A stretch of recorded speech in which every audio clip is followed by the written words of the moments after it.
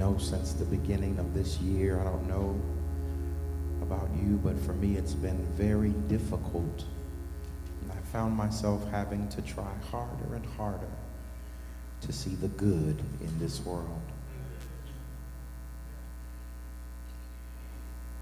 For the last few weeks, it seemed very heavy, hard, and dark. Even in preparing for sermons and preparing to share the word, I found myself fighting because I didn't want to preach and teach so much doom and gloom and struggle with all that's going on around us. And I know at times like this, it's very hard to see the light. But it's even harder to be the light. When everything around us seems to be going haywire, it's hard to see light. But it's even harder to be light. But somewhere around Wednesday morning, I woke up with a renewed sense of joy, a renewed sense of peace, a renewed sense of power and excitement, because in the midst of all the darkness, I started to see the light of the Lord beginning to shine. And so this morning I came to say, we need some more light.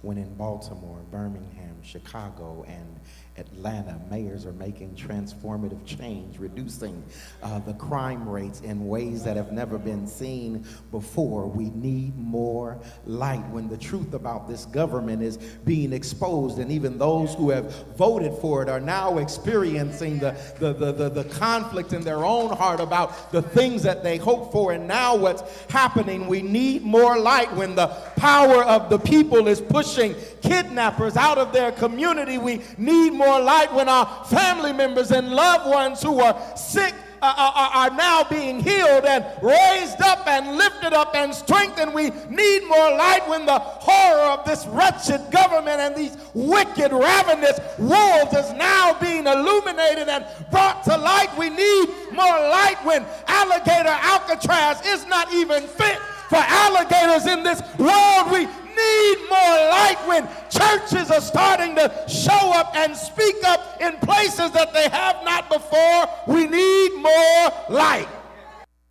You know, they say one of the things that carried the civil rights movement and most movements in the world were their songs, that it was the power of the songs that helped the people to stay encouraged. And so as I begin to feel the light of the Lord raise up in me, as I begin not to feel like everything was okay, but that things were getting better, not because things are perfect, but because people are starting to shout, people are starting to stand, people are starting to fight, people are starting to push back, I started to feel some songs raise up in my spirit.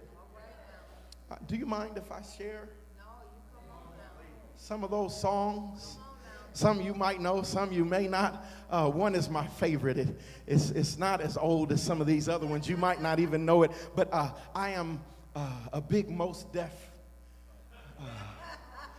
fan. And Mos Def has a song that says, Maumi says, shine your light on the world. Shine your light for the world to see. Maumi says, shine your light on the world.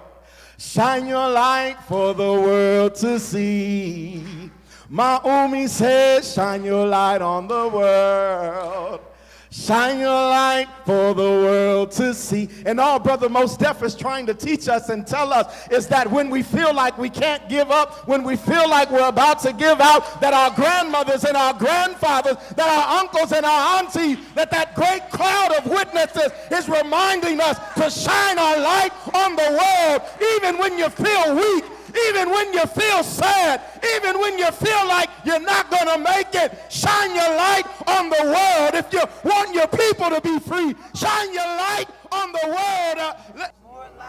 It is important at these times, in times like now, in times like this, that we do not allow the darkness of the world to overcome our hearts, that we are a resilient and a surviving people, that we have been through hell and high water, that we have seen the worst of what the devil can give. And if we let the light of the Lord shine in us, if we let the light of God shine through us, that the darkness will not prevail.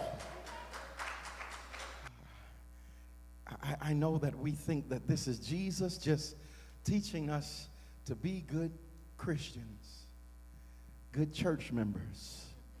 But Reverend Jamal, the more that I dug into it, that Jesus in his first public sermon, he is teaching us how to be revolutionary, that he is teaching us how to be liberators and liberated, that he is teaching us how not to be confined and conform to the ways of this world, but by allowing our minds to be renewed and transformed, that Jesus was not just interested in what we did on Sunday, but he was trying to teach us how to be free and free indeed. That in this sermon he was telling us, do not allow yourself to do things the way that the world does, see things the way that the world see it. Don't allow yourself to be caught up acting and walking and talking like the world, but you've got to act like the light.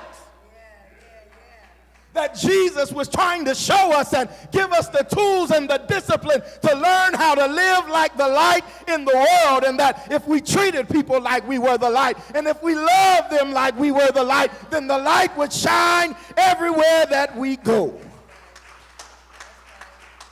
And so this morning, Park Chapel, I came not to tell you to be the light because we've got lighting problems. No, in here, we've got good electricity. The power hasn't gone out in the years that I've been here. It's bright. We've even got some nice sun coming through this beautiful stained glass window. But there are some people in the world who need to see your light. There are some children in your community that need a little light. There are some folks in your family that need a little light. There are some people on the streets that need a little light. And so while we've got all this good electricity in here, we need some more light. God gave you the light. God made you the light. God put the light in you, not because he wanted you to be meek, not because he wanted you to be shy, not because he wanted you to be quiet, not because he wanted you to go around acting and talking and being just like everybody else. He made us the light so that we could stand out, so that we could stand up, so that we could shine bright. Is there anybody this morning that's going to say, God made me the light and so I'm going to shine? I don't care if they get irritated by it. Cover your eyes. Put on some sunglasses because I'm going to shine, because the Lord made me to shine bright. The Lord made me to shine on my people. He made me to shine on the poor. He made me to shine on the rich. He made me to shine on Sunday and shine on Tuesday and shine on Friday and shine on Sunday. And since God made me to shine, God didn't make me to be put under a bushel. He didn't make me to be quiet. He didn't make me to let anybody do and say anything to me. He created me to shine.